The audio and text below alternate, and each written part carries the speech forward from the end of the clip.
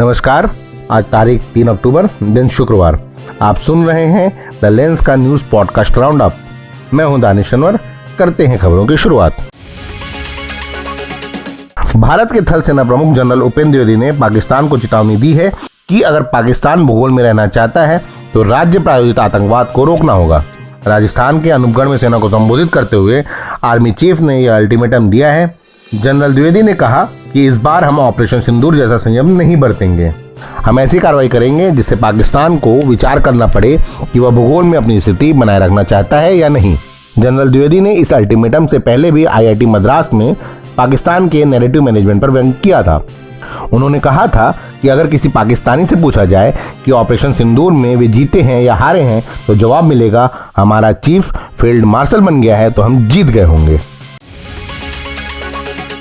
लद्दाख के सामाजिक कार्यकर्ता और शिक्षा सुधारक सोनम वांगचुक की पत्नी गीतांजलि आंगमो ने उनकी नजरबंदी को चुनौती देते हुए सर्वोच्च न्यायालय का रुख किया है।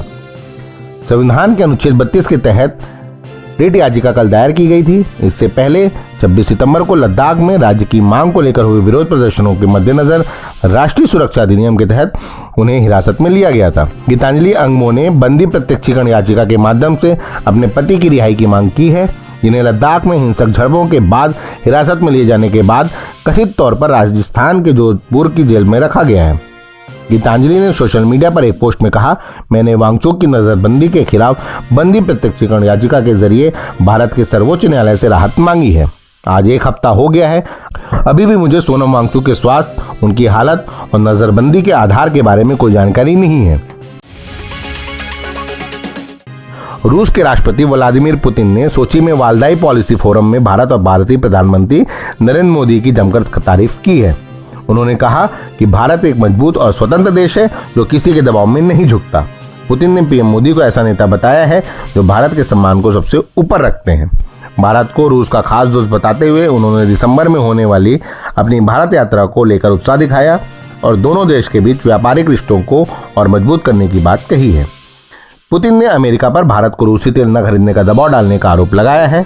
उन्होंने चेतावनी दी है कि अगर भारत रूसी तेल खरीदना बंद करता है तो उसे 9 से 10 अरब डॉलर का नुकसान हो सकता है और वैश्विक तेल की कीमतें $100 प्रति बैरल से ऊपर जा सकती हैं। इससे न सिर्फ भारत बल्कि पूरी दुनिया की अर्थव्यवस्था पर बुरा असर पड़ेगा। केंद्रीय गृह मंत्री अमित शाह 2 दिवसीय दौरे पर छत्तीसगढ़ पहुंचे हैं। शाह आज रात नवा रायपुर में होटल में फेयर में रुकेंगे।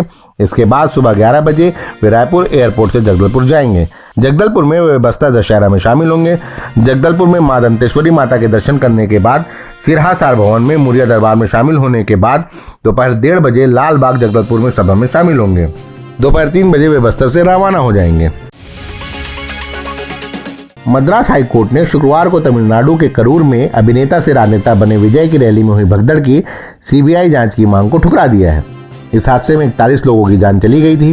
जस्टिस M दंडपानी और M ज्योतिरमन की बेंच ने कहा कि तमिलनाडु पुलिस की जांच अभी शुरुआती चरण में है और याचिकाकर्ता इस हादसे के पीड़ित नहीं है। कोर्ट ने साफ कहा, अगर पीड़ित हमारे पास आएंगे तो हम उनकी मदद करेंगे। आप कौन है?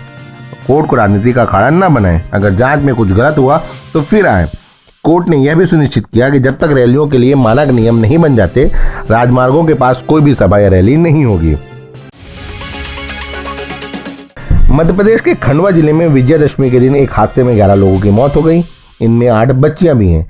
खंडवा के पंदाना थाना क्षेत्र के अर्दला गांव में दुर्गा प्रतिमा विसर्जन के लिए जा रही एक ट्रैक्टर ट्राली तालाब के पास बने पुल से पानी में गिर गई। इस ट्रैक्टर ट्राली में 25 से ज्यादा लोग सवार थे, जिनमें महिलाएं, पुरुष और बच्चे भी शामिल थे। देर शाम तक चले इस बचाव कार्य में 11 लोगों के शव निकाले गए हैं। बाकी लोगों की तलाश के लिए रात भर रेस्क्यू ऑपरेशन चलाया गया। मुख्यमंत्री मोहन यादव ने इस हादसे पर गहरा दुख जताया है। उन्होंने कहा कि खंडवा और उज्जैन के इंगोरिया में दुर्गा विसर्जन के दौरान हुए हादसे बहुत दर्दनाक हैं। उन्होंने मृतकों के परिवारों के लिए 4-4 लाख रुपए की आर्थिक मदद का ऐलान किया है। साथ ही घायलों को नजदीकी अस्पताल में बेहतर इलाज देने के निर्देश दिए हैं। CM ने घायलों के जल्द स्वस्थ होने और शोक में डूबे परिवारों को हिम्मत मिलने की प्रार्थना की है। प्रधानमंत्री नरेंद्र मोदी ने भी इस घटना को लेकर X पर पोस्ट किया और प्रधानमंत्री नेशनल रिलीफ फंड से 2-2 लाख रुपए देने की घोषणा की है। अब मुद्दा सोशल है। कोलंबिया विश्वविद्यालय में राहुल गांधी के चर्चित भाषण को सोशल मीडिया प्लेटफॉर्म पर कांग्रेस के किसी हैंडल ने अभी तक साझा नहीं किया है, जबकि इस भाषण को 2 दिन से ज्यादा का वक्त बीत चुका है। इस बात को लेकर सोशल मीडिया में जमकर चर्चा हो रही है। कांग्रेस के व्हाट्सएप ग्रुप में भी राहुल के भाषण को लेकर कोई सूचना नहीं मिली है, जबकि सोशल मीडिया प्लेटफॉर्म एक्स और यूट्यूब पर राहुल गांधी के भाषण छाए हुए हैं। इस मामले में राष्ट्रीय प्रवक्ता सुरेंद्र राजपूत ने कहा कि इंडियन ओवरसीज कांग्रेस पूरा वीडियो तैयार कर रही है।